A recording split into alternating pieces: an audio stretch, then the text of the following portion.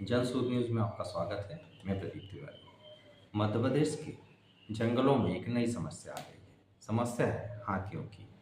हाथियों का प्राकृतिक निवास मध्य प्रदेश नहीं माना जाता है, मगर अभी कुछ दिनों से रायपुर और छत्तीसगढ़ के जो निकट का जंगल है, वहाँ से डिंडोरी होते हुए हाथियों का एक बड़ा झुंड लगातार मध्य प्रदेश की ओर अ, पलायन कर रहा है छत्तीसगढ़ से। यह जो मध्य प्रदेश के हमारे दर्शकों को बताते चलें कि जो वन मंडल होता है उसके अंतर्गत कुछ रेंजें होती हैं। उस रेंज के अंतर्गत फिर वन विकास के काम होते हैं। तो ऐसा ही एक वन मंडल है मंडला पूर्व। उसके अंतर्गत आने वाले मवई में जो डिंडोरी होते हुए हाथियों ने प्रवेश किया है। और ये केवल पहली घटना नहीं है, इससे पहले भी इस तरीके की घटनाएं लगातार हो रही हैं। ये जो हाथियों का झुंड है, ये एक अपने नए आशियाने की जगह तलाश रहा है और उसको शायद संभवतः जो कान्हा के नेशनल पार्क है और उसके जो पास का एरिया है उसमें उसे यह स्थिति लग भी गई है और वो वहाँ पे अपना निवास भी बनाने की तैयारी में है। मगर इनके आवागमन के बीच में, इनके पलायन और प्रवास के बीच में जो परेशान हो रही है वो है वहाँ की जनता, वहाँ के किसान, खासकर किसान वर्ग, क्योंकि इनके खेतों को ये हाथी बर्बाद कर दे रहे हैं। इसके अलावा इनके घरों को भी नुकसान वे बड़ी मात्रा में कर रहे हैं। अभी एक घर में तो उन्होंने बकायदा पूरे भोजन को निकाल के ख़त्म कर दिया और उनको दरकारने पर या उन्हें हटाने में, भगाने के में वे गुस्सा हो गए और उस घर को भी नष्ट कर दिया। शोध बताते हैं कि हाल ही में मध्य प्रदेश और के महाकौशल और विंध्य क्षेत्र में हाथियों की गतिविधियां बढ़ी हैं। मंडला जिले के कान्हा टाइगर रिजर्व सहित कई ऐसे क्षेत्र हैं जो नए विकसित हो रहे हैं, जहां पर ये हाथी अपने आशियाना की तलाश कर रहे हैं। कृषि भूमि भी इनके आकर्षण का बड़ा कारण है, क्योंकि मध्य प्रदेश में बड़ी मात्रा में कृषि हो रही है, जो कि कहीं न कहीं छत्तीसगढ़ में इसकी कमी देखी जा रही है। इसके अलावा एक प्रमुख कारण वन क्षेत्र में इनके भोजन की कमी, घास की कमी भी एक बड़ा मुद्दा हो गया है और जंगल में इंक्रोचमेंट और जंगल में अवैधिक और अवैधानिक जो गतिविधियां हैं उसकी वजह से भी ये एक संकट खड़ा हो रहा है। जंगलों में खाद्य संकट जो हाथियों के लिए खड़ा हो गया है। जंगलों में पर्याप्त भोजन इन्हें नहीं मिल पा रहा है, जल नहीं मिल पा रहा है, जिसकी वजह से गांव की ओर पलायन कर रहे हैं।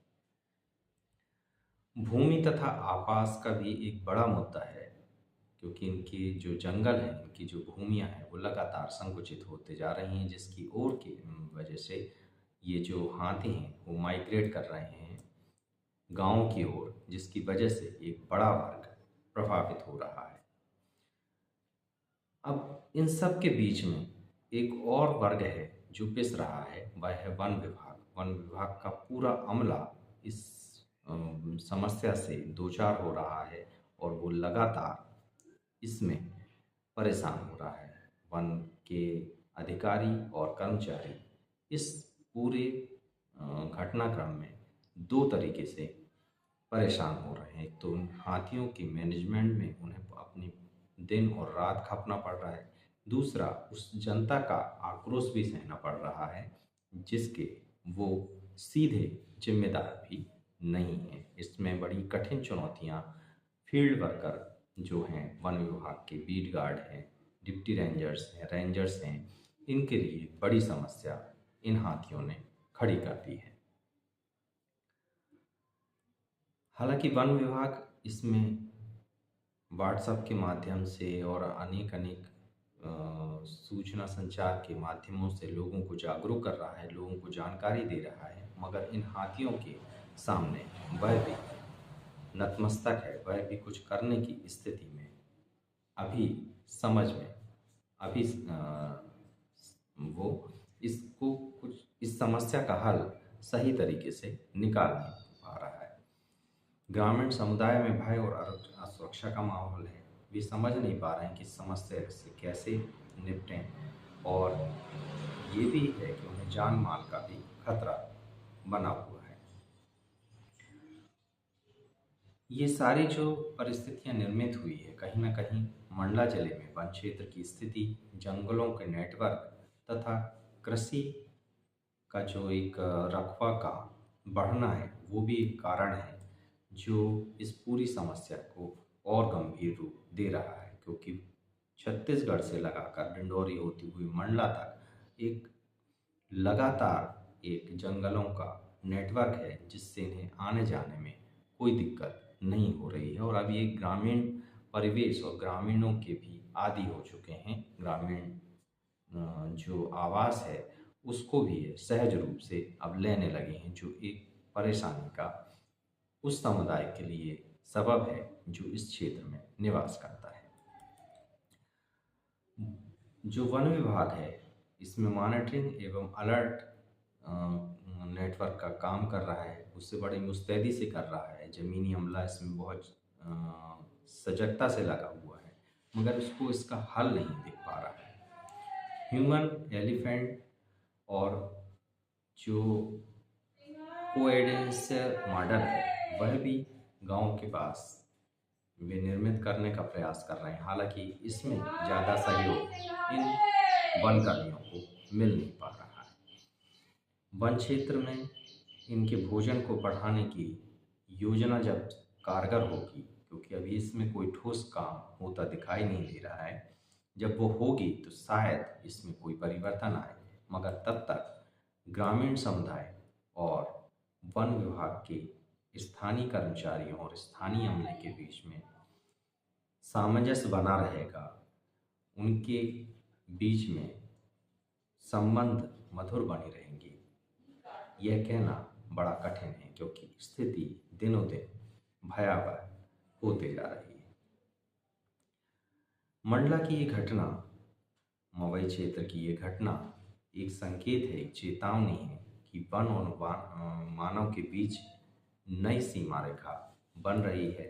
वन विभाग, स्थानीय समुदाय और नीति निर्माताओं को मिलकर इस पर काम करना पड़ेगा।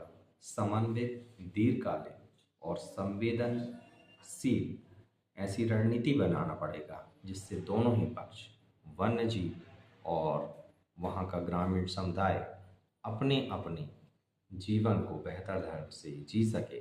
क्योंकि केवल वन्य प्राणियों को ही नहीं, हमें वहाँ के ग्रामीण समुदाय को भी जीवित रखना है और उनको एक बेहतर जीवन उपलब्ध कराना है।